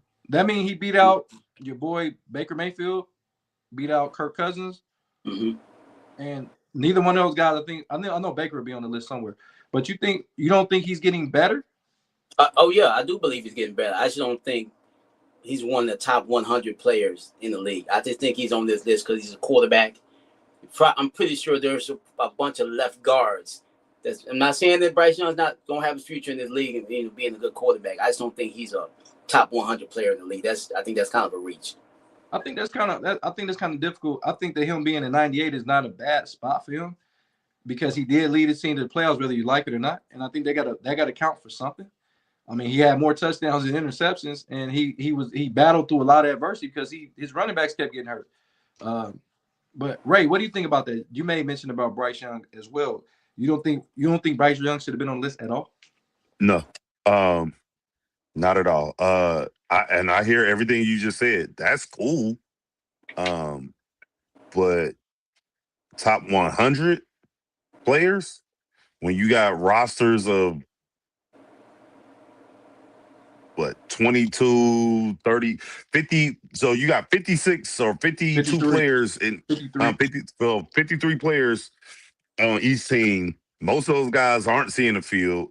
Yes, he has done, for them, what no one has been able to do for them in the last couple of years since Cam Newton left. But in the top 100, nah. I'm gonna put it like this: anybody that can lead their team to the playoffs deserves to be on this list. That's just my opinion. If you can lead your team to the playoffs, and you were a reason, it wasn't everybody else. You were a reason why you made the playoffs. I think he should at least deserve. And I ain't saying he should be no higher than 98. He probably should have been 100. I'll give you that. He maybe should have been 100. How about 1-on-1, Jody? Nah, he gonna make this. You got to put a quarterback that gets you to the playoffs. That's what I'm saying. We give quarterback too much credit sometimes. I'm not saying okay. What was their record? Let me ask you a question. What was the quarterback's record? And how many times have the Carolina Panthers been in the playoffs since Cam Newton retired? They probably just got back to the playoffs this past season. But you do know that was a shitty ass division. We talked about this division all year, bro. So then Baker Mayfield shouldn't be on this list. So Baker Mayfield shouldn't be on this list? It's not like they were 13-4. That's not like the division. Okay, so Baker Mayfield shouldn't be on this list then, right? He's better. Baker Mayfield's better than Bryce. But he didn't make the playoffs, though. Right now, he's better. He didn't make the playoffs. We're not talking about players. We're talking about 100 top players. It don't matter if you make the playoffs or not. What do you mean? That gotta be a consideration. You can be a great player and not make the playoffs. That don't mean I didn't say you couldn't be great, but goddamn, give me some consideration for leading a team that hadn't been in the playoffs in 10 years. 101. Okay, all right, no doubt. So I'm gonna go to the next set. The next set we got 89 to 79. So brace yourself. Kyron Williams, running back from the Los Angeles Rams, at 89. 88, Jack Campbell, linebacker for the Detroit Lions. 87. T. McMillan, wide receiver, T. Mac from the Carolina Panthers. 86, Tutupu, the linebacker for the LA Chargers. 85, our guy, Brock Purdy. Brock Purdy's 85. 84 is Bryant Young, defensive lineman, LA Rams. 83, Jeffrey Simons, Tennessee Titans. 82, Jalen Ramsey, Pittsburgh Steelers. 81, Bobby Wagner, Washington Commanders last year. I'm not sure he plays for this year. 80, A.J. Brown comes in at 80. And 79 is Travis Kelce. So, who do you like and don't like out of those guys I just named? Jeffrey Simons, I think he deserves to be maybe a little bit higher on the list. I think he's a really good underrated player. But how many games did your guy Brock Purdy play last year, Jody? Did he play half the season? I think he played 10. Played 10, 11, something like that. Okay. Won a playoff game. Just the norm. Won a playoff game in Philly. Just the norm. Everybody. My fault. So everybody's winning playoff games in the NFL. My fault. Won that playoff game. I thought he was the one out there throwing touchdowns, not Brock Purdy. He did throw the touchdown. He threw a late touchdown in that game. Christian McCaffrey threw a touchdown in that game. Brock Purdy did throw a touchdown in that game. What are you talking about? He threw one. I think everybody threw one touchdown in that game. I remember that. You love it. You know, I don't like Brock Purdy. That motherfucker is overrated. Well, stop being biased and start looking at it. I'm not being biased. I'm just giving you my opinion. My opinion is I don't think Brock Purdy's that fucking good. He shouldn't be on this fucking list. Especially he didn't play a whole season. Okay. How you play you are absolutely something else. You know that? Hey, you are something else. Kathy said that Carson, the linebacker from Cleveland, I think he should be higher. He was a defensive rookie of the year. And then she said Travis Kelce, it should be lower on the list. And Key Ming said Bryce or Tua should not be on this list. I didn't see Tua on this list. No, you won't. He's gonna be on the different list. I don't think Tua is. He must be on the top 500. We all gonna agree on that. Hey, he on the top 500 list. I think. Tua not the best quarterback on this team right now. Right, but I think Tua has. I think he has the ability to get back to his good graces. We'll see. Ray, out of those names, who do you think is too high, too low? Who you like, who you don't like? Give me one of each. Because Brock Purdy did not play the whole season, I think he should be lower. I am a Brock Purdy fan. Like I don't understand the Brock Purdy slander that's going on this show from the guy that's right there. But um, however, I don't get it. There's not too many other guys on here that I would say that shouldn't be on here. I think Jalen Ramsey probably should be a little lower too. He was getting torched last year. God, But he he was played, getting torched. but they moved him to safety though. So Trying to show his age a little bit, you know. yeah, he moved him to Yeah. safety. So he wasn't playing a lot Yeah, of it one-on-one. was, and still getting torched. Like he was getting torched at safety. He But was no, Pro Bowler. Say he's no yeah, Rob yeah, Woodson. What you say? yeah. When they I remove think Rob he Woodson, get. I think he gets to go to the Pro Bowl just because of the name and what he's done in the past. Like just Also, same reason Cam Jordan is on this daggone 100 list at 100. but Jalen Ramsey is still a great tackler, still a good open field tackler. Absolutely, And absolutely. When he ain't getting torched. yeah, that nigga done turned into Josh Norman, huh? He done turned into Josh Norman. hey, King Ming said, "Damn, so you." He said you a hater on Brock Purdy, and Kathy I'm not said a Brock hater. Purdy hasn't played the whole season and should be lower. My thing is guys on this list that I'm glad they starting to give it just due is Jack Campbell. I like Jack Campbell. I told you I think this guy was worthy of the money that he just received for the Detroit Lions. This guy's the heart and soul of their defense. This guy's a tackling machine. Remember, so I told you I compared him to Chris Spielman, which is a hefty compliment, a very, very hefty compliment because Chris Spielman is Ohio State guy, was a great Detroit Lion, 4-time Pro Bowler, 1-time All-Pro, and I think he's on that same trajectory. Now, what I don't like on this list is how many times can you fumble and still be on the list? Kyron Williams fumbles in all opportunities in every big game. He puts the ball on the turf. He won a playoff game, Jody. Was he the quarterback? I'm just saying, he won a Was he the playoff game. quarterback? He's the starting running back for the playoff team. Was he the quarterback, so? No, he wasn't. That would be okay. magic. Guess who? Does running back have wins and losses by their record? They win Super Bowl rings. I'm asking the question. I need facts. So, do quarterbacks have wins and losses by their record? So you saying quarterback deserves? That's not what I'm asking. I'm asking. You already know the answer to your question. I'm saying you telling me they deserve those records. What I'm asking, absolutely. Why? And I'm gonna tell you why. Because why the dudes before them or after didn't do the same thing with the same teams. So once again, why the fuck didn't Sean King win a Super Bowl with Tampa Bay? But Brad Johnson did. But Sean King didn't win one because Sean King was not a very good quarterback. They had a great defense. Their offense was shitty. If anybody can do it, then why was Brad Johnson able to do it? I didn't say anybody can do it, but Brad Johnson had more offense when he got there. They brought in a new head coach. They changed their offense up a little bit, and they won the Super Bowl. I mean, it's not because he's a great quarterback. I didn't say you got to be great. You can be good. Okay, so why Trent Dilfer get such a hard way to go? Same exact team. Tony Banks couldn't fucking score a touchdown on that team. Y'all do know Tony Banks. Trent Dilfer didn't score too many more touchdowns than Tony Banks. Yes, go look at the playoffs. He threw 7 touchdowns in the playoffs, but y'all stop sitting on Trent Dilfer's playoff run. He had 7 touchdowns and 1 interception through the playoff run. We got to look at the whole thing, guys. This dude didn't play a whole season. Tony Banks went a month without scoring a touchdown for the Ravens, and they still went 2-2. I'm not saying Tony Banks is a good quarterback. I'm just saying we give credit for these quarterbacks that would just have sometimes along for the ride. It happens. It's okay. They got them a Super Bowl because sometimes they're along for the ride, bro. You can't tell me. Hold on. So you the same person, Ray? Help me out, please? If I'm not mistaken. You the same person said you got to have a quarterback. Ain't you the same person that said you need to draft a quarterback? Yeah, right? You do need a quarterback. You do need a quarterback. So now you contradicting what you're saying. Now you're saying that no, you don't need a quarterback. I didn't say you didn't need a quarterback. That's not what I'm saying. I'm saying we give the quarterbacks too much credit for winning Super Bowls. That's what I'm saying. I'm not saying you don't need a quarterback. Sometimes these quarterbacks get credit for winning Super Bowls when they really ain't done shit. They're just part of the squad. You gonna tell me that don't happen? Name a quarterback in your top 10 that ain't a great quarterback. Nigga, that's different. With top 10, that's different. Those are great quarterbacks. I'm not talking about those. And they got all of them. I'm talking about these mid quarterbacks that are not that good. They just along for the ride and they win the Super Bowl. I'm not shitting on them. They did their thing. They got a Super Bowl. But we shouldn't be giving these dudes, praising these dudes like they really done something. They just average quarterbacks. You talking about Brad Johnson? Brad Johnson, Trent Dilfer.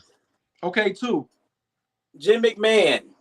Jim McMahon wasn't no good quarterback. Okay, I give you 3. Jeff Hostetler wasn't a good quarterback. He was a backup. You can't say he was the backup. He won a fucking Super Bowl. Phil Steele played 14 games before he got hurt. Jeff Hostetler had to come in and relief. Did he win? It don't matter. He won the Super Bowl.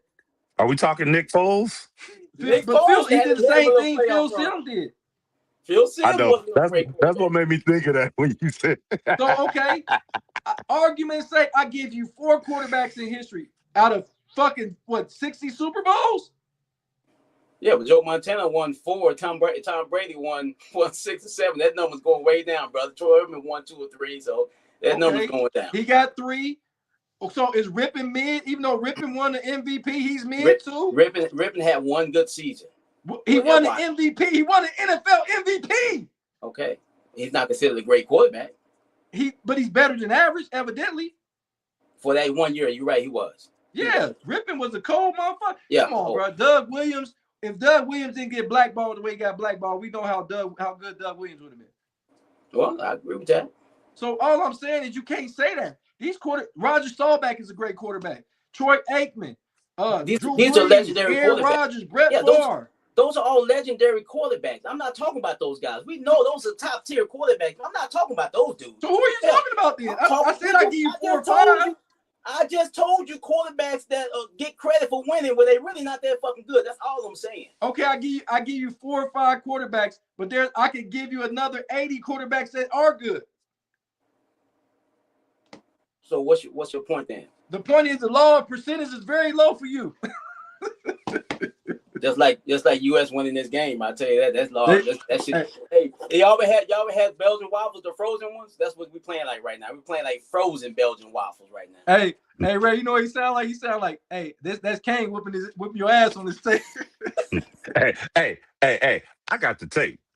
Hey, real quick, Kathy said Matt Hasselbeck, Jim Zorn, Danny White. You like Danny White. I can't keep letting you put Danny White on there. I think you got a crush on Danny White. Matt Hasselbeck. She like Danny White and Dan Fouts. She got a crush on him. And then Kimmy says, so just be happy they're going to get Brandon Ayuk talking about the Commanders. We're not, stop that, please. He got to go see a shrink. He don't need to worry about playing no football. Hey, but we'll talk more about the top 100 players as they unfold every week. So we're going to end the show. If y'all can stick around for a few more minutes, I appreciate everybody on the show that's been on here with Against the Grain Sports, no doubt. But we're gonna talk some college football, and we done went to all the conferences, the Power 4 conferences. Now let's get to the final of the Power 4 conferences on our preview, and we have the Big 12 guys. We got the Big 12. We know the Big 12 had lost their 2 big dogs in Texas and Oklahoma. I think that was a bad move for that conference to ever let your 2 best teams. That's like letting Ohio State and Michigan go out of the Big Ten. Like, how do you let your 2 big dogs out of your own conference? And now you got a whole bunch of mediocre teams just scrambling for a playoff spot. And it's like if you're in this conference, Ray, just like last year, BYU only lost 2 games, and both of them was to Texas Tech, and you're not even in the playoffs. Like that to me doesn't make a lot of sense. But I'm going to go to you, Ray, first when this is Big 12. Give me the team that you think is going to win this conference. Ooh, the team that I think will win this conference will probably be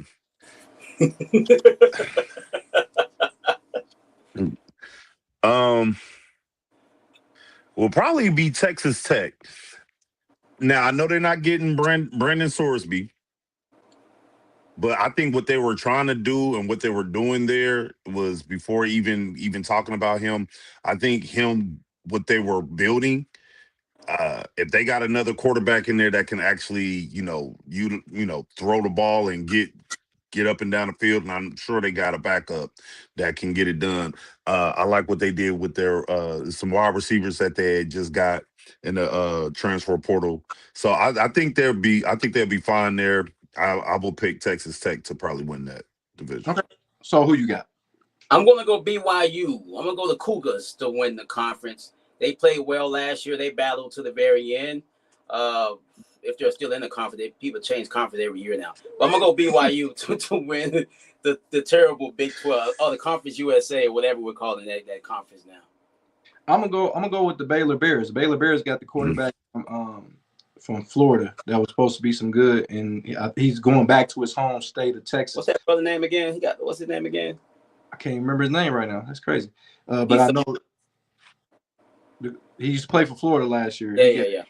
But I think that Baylor has a lot of talent. They got a lot of good returning players down there. And like I said, this is a conference that nobody's going to say a wrong answer. You can say UC, and really nobody can argue the fact, because this conference, we don't know. They lost a lot of head coaches. Utah lost their head coach. So it's a lot of situations where Iowa State, I believe they lost their head coach. I think he went to Penn State. So Oklahoma State got a new head coach. Of course, I'm 40. I'm a man. I'm 40 is gone. Mike Gundy is gone after all these years. So I'm gonna go with Baylor Bears. I just did a crack. You know how you do the dice roll. I did a dice roll, and I'm gonna go with the Baylor Bears to win. Hey Joe, when you did that dice roll on those dice? Was there any Colorado Buffaloes on those dice you were shaking? Absolutely fucking not. Why not? you don't have trust in Coach Prime? I never did. I think that Coach Prime, I think that he's a great master motivator, and he lost so many of his coaches off his roster that made him good. And I think that's okay. I think it's okay to be a master motivator if you got the right coaching staff. But he lost Warren Sapp. I think he still got Byron Leftwich out there as the offensive coordinator, quarterbacks coach, but he lost a lot of the NFL guys that he had on his roster. And then you can't really you've been getting top-notch quarterbacks, but none of them are your son. None of them are Shador's, and you don't have a Travis Hunter walking through that door either. So it's not that I don't trust Deion Sanders. I never thought he was a great play caller. I said that when he was at Jackson State. I've been on record saying his X's and O's are to lack a lot of desirement, but no, Colorado ain't on there. What do you think about this, Ray, about Colorado not being one of the top teams in the Big 12? There's nothing to talk about. They're not even close. So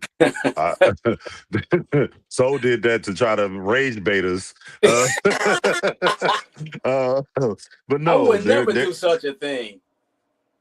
So this is my thing with them.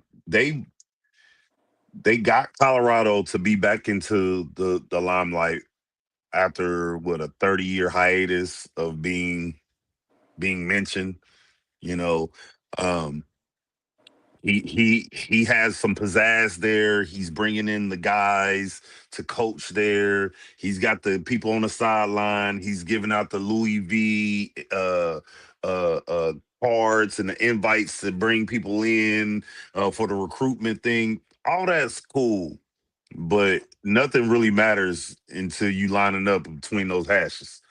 And I think, and we talked about this, and I really think we gotta give Shador, Travis Hunter, and those guys that much more praise, especially Shador, because they didn't have a hefty or girthy offensive line or defensive line. Wait a minute. Yeah, I said what I said. Like they had, those were like, you need the guys. You need those guys that can, those 300-pounders that can move. They can fill those holes. They fill those holes. Nah, make holes. Create holes. They had to make them. That's where the girth comes in, to create the gaps. Yeah. Okay. So the running back can run through those holes. It just got really nasty on Against the Grain. Because y'all already knew y'all was gonna be nasty. I gavel my goddamn self. But nevertheless, those guys, they didn't have those guys, so they was getting pushed around by their offensive line was getting pushed around by the bigger defensive lines of other teams, and vice versa. So Shador made sugar out of like he really did. So now these other guys we saw last year, they wasn't able to overcome like Shador was. So I think we got to give Shador a little bit more praise than what we was giving him, because after he left, after those guys, after him and Travis Hunter went to the league, what else did we see from there? Yeah, we 1 year removed. Kathy said they need to make holes and slide in. So once again, I'm your host, Jody That's Midnight, right. the Midnight Meat Train Coleman, because that's where we're going with this on here. But my thought process is so trying to raise betas, of course. Is I think Colorado is a team that I would be surprised if they won more than 3 games. I would definitely be surprised. Wow. Deion Sanders came and said he had a clean bill of health, so I don't think he would use his health as a reason why he would depart. So I think he's gonna stick it out and see if he can really coach this year. I'll be surprised if he's better than 3-9. If he's better than 3-9, he had a successful season in Colorado. Hey Ray, give me a team that you think they say is going to be good, but will be bad in the Big 12.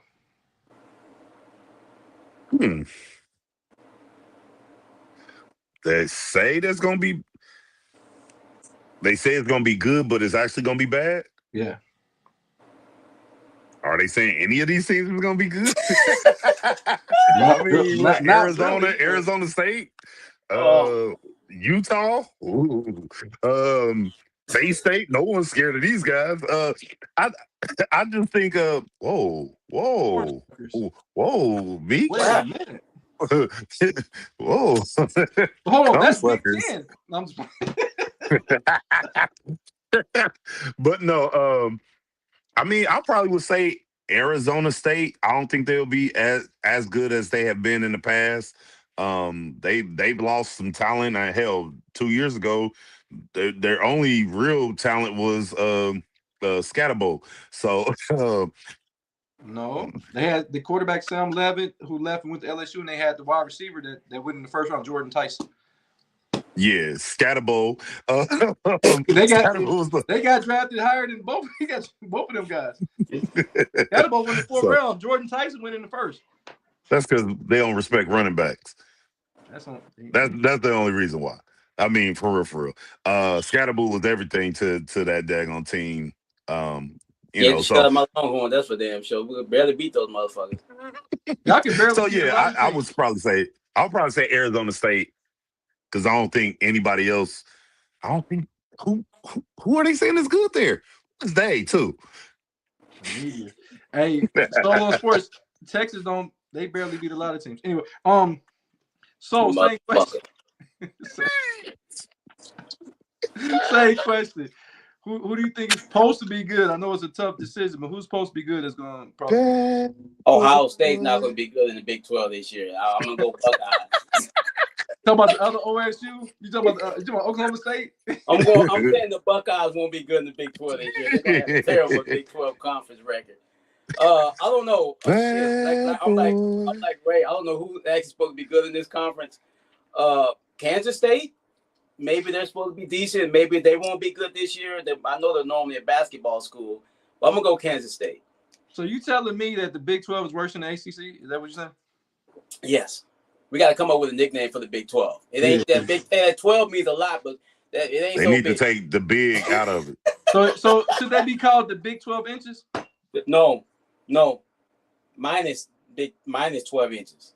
Something, I don't know. It's not that very big. Minus 12 degrees. But a team that you ask her, you like that? She like, no, not really. I'm hoping you was already finished. I mean, hey, she could say she had better. I'm gonna go with Utah, because Utah is normally always around the top, but losing their head coach, I think that it's gonna be hard for those guys to retool, because a lot of those guys because the head coach went to Michigan, a lot of the players follow him to Michigan. I think Utah still going to be a good team, but I don't see Utah. Normally, they're an 8 or 9, 10 win team. I think they win 6 or 7 games this year. And then, okay, so give me a shocker. Who was supposed to be bad, and you think is going to shock the world and be good in this conference? When you say good, do you mean Holiday Bowl good, or is that what you mean? More wins than they're predicting than win. Okay, I'm going to go Colorado. I know we shitting on Colorado. I'm thinking maybe the conference is not very good. So if they can sneak out 5 or 6 wins in the conference, a couple, or maybe a non-conference win, and get them to a bowl game, I'm going to go Colorado Buffaloes. Okay. Ray, who do you think? I'm going to go UC. I think UC will be better this year, even after losing Brandon Sorsby. I think they'll be better this year, and I think they'll put up uh, um, probably 9 to 10 wins in the Big Two. Like I think they're going to be solid. Okay. I'm gonna go with Kansas. Remember, I told y'all last year that Kansas had a lot of money to spend. Somebody donated like 360 million. We know the basketball team took majority. I think Darren Peterson took probably 80% of that money on the basketball team. But on the football team, I think when you got money, you can recruit. And I think they got some guys in Kansas that they Kansas is always good in football every like 18 to 20 years. And then they have a resurgence, then they go back to being absolute dog shit. And I think this is the time that Kansas, like you said, this is a down conference, a down year. I thought Texas Tech would run away with this conference if they had a quarterback. Now they're not sure who's going to play quarterback. So I think that opens the door. Baylor, they got a quarterback down there, but let's see if that works out for those guys. BYU. Lagway, Jody. I just Lagway. hit right. Yeah, DJ Lagway. Yeah. BYU is always in the mix. Like I said, Arizona and Arizona State, but I think that Kansas can sneak up on some teams in the Big 12. This is not basketball, but I think they can sneak up on some teams in football this year. So that's the Big 12 as a whole, man. We got some good teams. We didn't speak about Arizona. I think Arizona has their quarterback coming back. I think they're pretty solid out there. They haven't, Arizona ain't really been good since. Remember they had Desert Swarm out there when they had Teddy Bruschi out there. They were really good back there in the early 90s. They ain't had a good team since then. I don't know. I think they might have had some good teams, but ain't nobody talking about Arizona like that. Another team. Remember Arizona State had Jake Plummer. Yeah, Jake the Snake. That's a porn name too, Jake the Snake. That's a porn name. And Plumber also. Anybody call the Plumber? That's another porn name. I'm coming to snake your dream. Anybody call the Plumber? Anybody need their drain snake? He coming there butt naked with a tool belt on and his dick out. I'm here to do some roller rolling around this motherfucker. With some gauchos on. Hey, listen, man, that's crazy work, man. But once again, man, another great show. A lot of stuff going on. We'll hope that the United States can pull out this victory against Belgium in some kind of way, shape, or fashion. Because we want the USA, even though they're not the best team in the tournament, but we always gonna root for the USA until they lose. And that's how it goes. We're Americans. We're gonna. Even I don't know one person on that team, but I believe we can win. Hey, Jody, it don't matter what we believe. Do they believe? We're going to see in the second half. I hope they can win. Hey, I hope they win. I hope they can pull it off. I hope they can win. We're going to see. Yeah, there's a lot of haters out there in the world, man. They don't want us winning shit. But yeah, man, great show today, man. I'm the host, Jody Coleman, Against the Grain Sports. The Midnight Meat Train is in the building, a.k.a. the Big Unit Coleman. Ray, you want to give us our final thought before you get out of here, my boy? Man, my final thought is, man, so I've been keeping up with with Wimbledon. Shout out to Naomi Osaka. Yeah.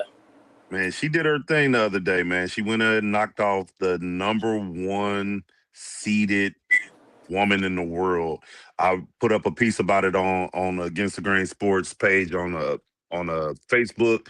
So if you want to read it, go check it out, man. But brief synopsis, man. She knocked off the number 1 player in the world. Her name Arina Sabalenka. Man, she's been dogging the scene for the last couple of years, man. So, but with Naomi, she had stepped down, I think around the Olympics. She was not, she had some mental health things going on. And what I don't like about this world is when people say that they need help or they mentally ain't, there, we dog them. Like, but if a person is saying I mentally need some, I need to take a break, I need to do this, I need to do that. First of all, she's a Japanese black woman. So you got 2 things working against you at the same time. She was coming up against a lot of racism, a lot of stuff, and she had just had a baby. So she was dealing with a lot of postpartum. She took 15 months off. And now to see her after 2023 taking 15 months off, she came back in 2024, and to see her knock out the number one and on the world stage like Wimbledon, man, shout out to her, man, because she did her thing. No doubt, no doubt, no doubt about that. And you're right about that. When somebody complains about struggling, it's like we laugh about it. But then when something happens, like, oh man, we should have listened. Y'all got to listen, man. Mental health is real, man. It's just not mental health month, 1 month of the year. It's all 12 months. All day, every day. So yeah, but sometimes they treat these athletes like they're robots, like they're not supposed to have feelings. And I mean, just go out there and play. Well, maybe I got some shit going on with me. You know what I mean? You need to start thinking, be more sensitive about that. I know we joke around, but it's just very serious what Ray was talking about. The only person that need to get out there and play is Joel Embiid. Anyway, he got some shit going on, Jody. Yeah, he's 80 years old. You got ageism. Hey, so he really 50 years older than what his birth certificate. I agree. So give me a final thought as we get out of here. Final thought, man. Kyle Kuzma, the Milwaukee Bucks, he made a statement yesterday talking about free agency and how that second apron is possibly going to ruin the next collective bargaining agreement because these teams are making changes to their roster because the second apron is killing them. There's so much money they have to pay for these players. I mean, we got average players that's making $150, $200 million.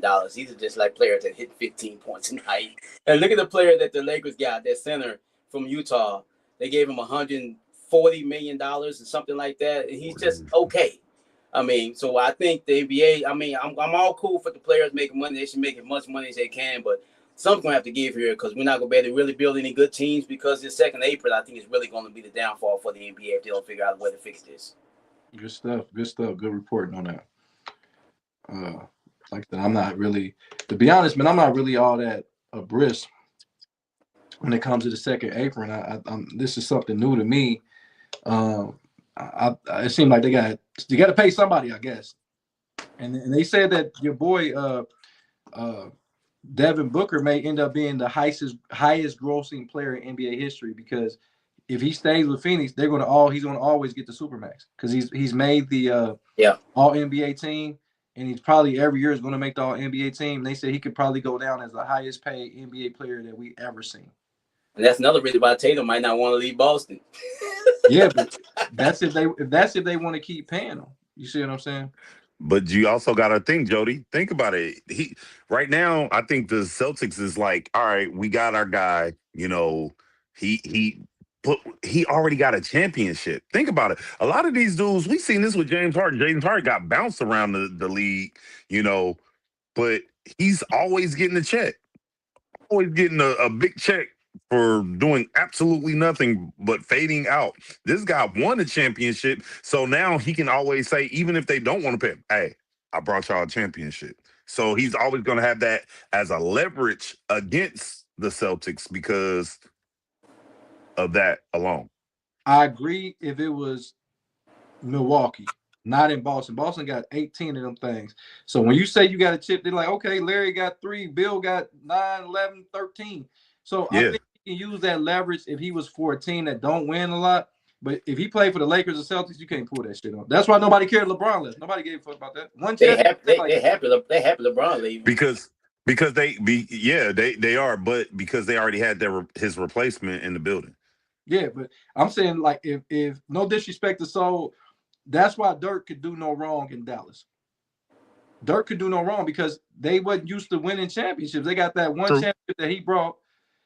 Certain cities, they don't give a fuck. Like Boston and LA, I think that was only really 2 true cities that they don't give a fuck that you won one championship.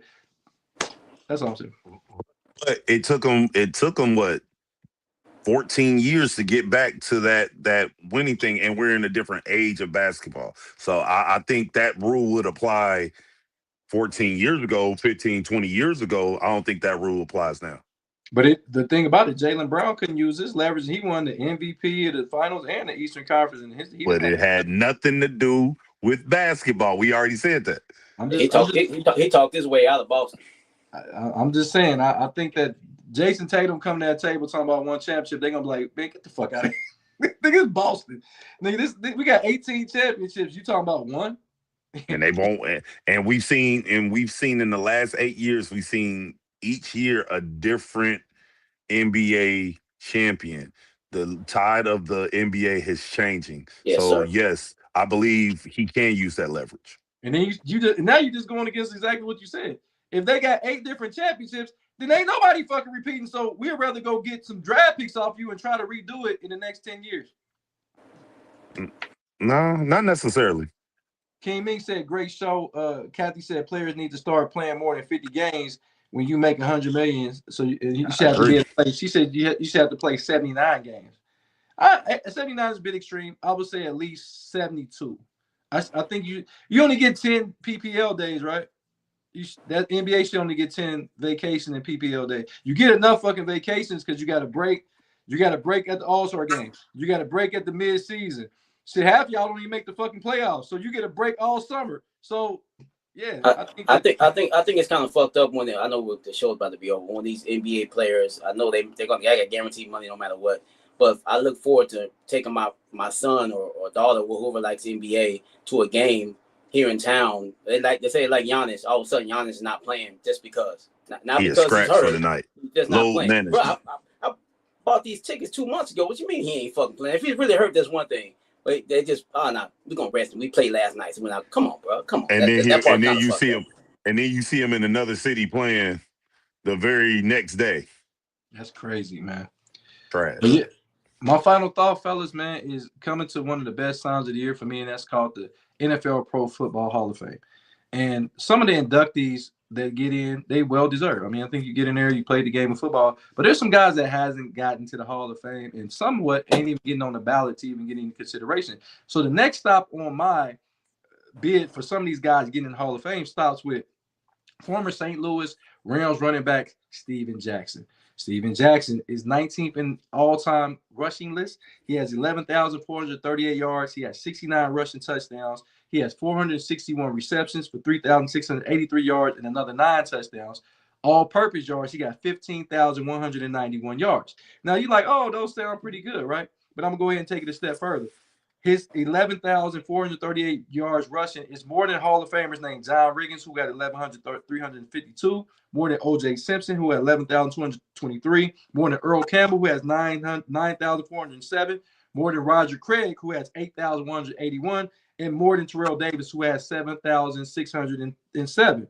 Okay, if that's not enough for you guys, he got 69 rushing touchdowns. It's more than Hall of Famers named Thurman Thomas, who has 65, O.J. Simpson with 61, Terrell Davis with 60, and Roger Craig with 56. And if that ain't enough, his 15,191 all-purpose yards is top 25 all time, and that means every position all-purpose. He has more all-purpose yards than the Hall of Famers Jerome the Bus Bettis, 15,113 yards, more than Franco Harris, 14,805 yards, more than O.J. Simpson, who has 14,368 yards, and more than Roger Craig, who is being inducted into the Hall of Fame this year, 13,143 yards. Let Steven Jackson at least get on the ballot for some consideration when his numbers are better than some of his counterparts that are already in the Hall of Fame. And that's my final take. Jody, who do you think gets in first, Steven Jackson or Frank Gore? Frank Gore. Frank Gore third all time rushing. I think he's going to get in there just because he's third all time. Even though in my opinion, Frank Gore was never a top 5 running back in none of the seasons that he played. Even the year they went to the Super Bowl?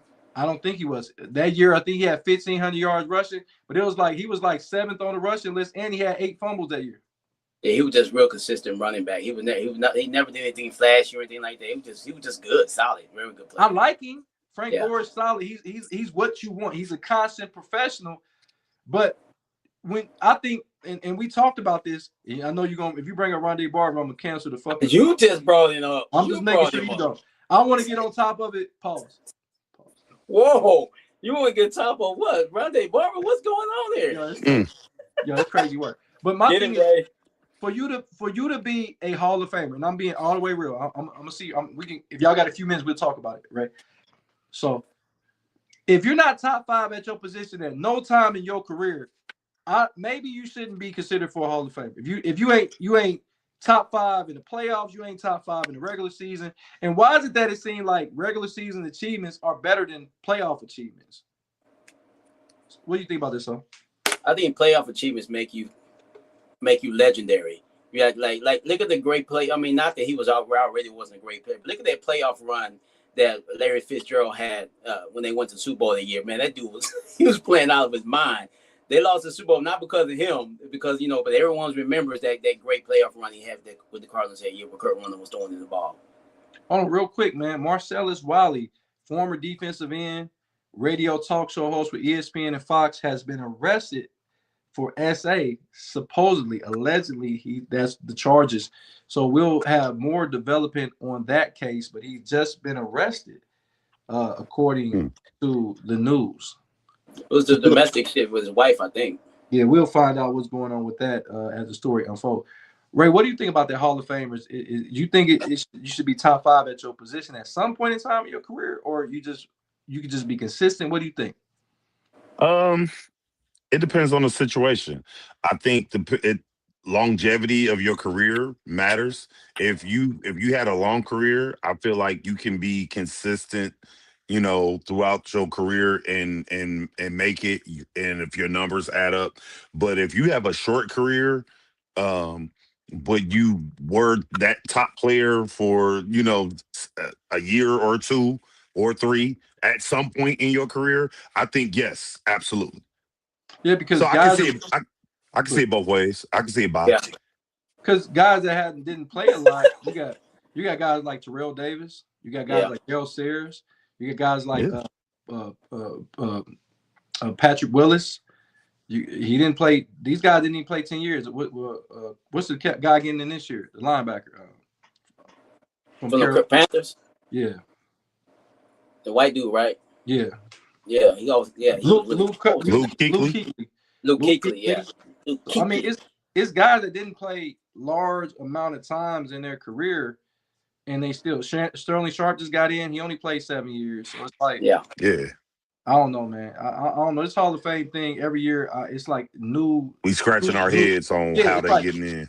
New hurdles, and I love Roger Craig, but for Roger Craig to get in before Fred Taylor, for Roger Craig to get in before Steven Jackson, for Roger Craig to get in before Shady McCoy, all these guys have 11,000 plus yards. But remember what I told y'all? As long as you get 12,000 yards rushing, you're a Hall of Famer. Every NFL running back that has 12,000 yards or better is a Hall of Famer.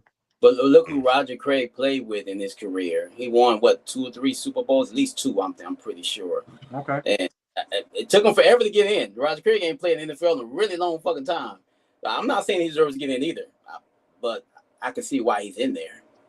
He got kind of like he got in just kind of like Rondé Barber. He was on a great team with a lot of other great players, so he gets in because he played with those players. Kind of like that. So you talking about when Rondé Barber led the NFL in interceptions with 10? So that didn't matter either. I guess 10 interceptions. Anybody can get 10 interceptions. You brought up Rondé Barber. I didn't say nothing. You brought him up. I'm just saying, but anybody can get 10 interceptions according to you, right? I didn't say anybody.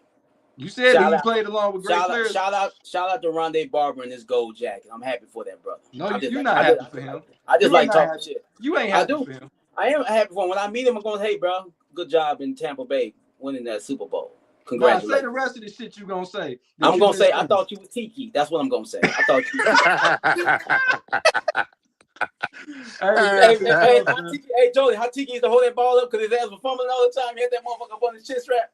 Yeah, remember Tiki? As soon as he left, they won a Super Bowl. You ain't lying about that. They won 2, matter of fact. As soon as he left, they won 2 Super Bowls. That's fucked up. Tiki be like, what the fuck? I left too early. If Tiki could have stuck around, because I think he still had great football. I think his last year in the league, he rushed for 1,500 yards or something like that. I think he could have stuck around and won a Super Bowl. I think he would have been a Hall of Famer too, because that would have put him over. I think he already over 10,000 yards rushing. If he would have got the 12,000 yard rushing and a Super Bowl, he would have easily gotten the Hall of Fame. And both of them would have been there, but I don't think he gets in now. Hey, great show, guys, man. I'm your host, Jody Coleman of Against the Grain Sports Podcast, Uncut. The Midnight Meat Train, a.k.a. the Big Unit. That's me. We got Ray, more than just a Barbara Lindsay. We got Jarrell Solo Sports, all the way from San Antonio, Texas, a.k.a. Chocolate Drizzle. We got my man, Jason, the Hefty Lefty, Donald, the Voice. That nigga's not chocolate. Andrew mic'd up. And also, we can't do none of this without JK and Chef cooking it up in the kitchen. Hey, Ray, man, what we doing until Saturday morning, my boy?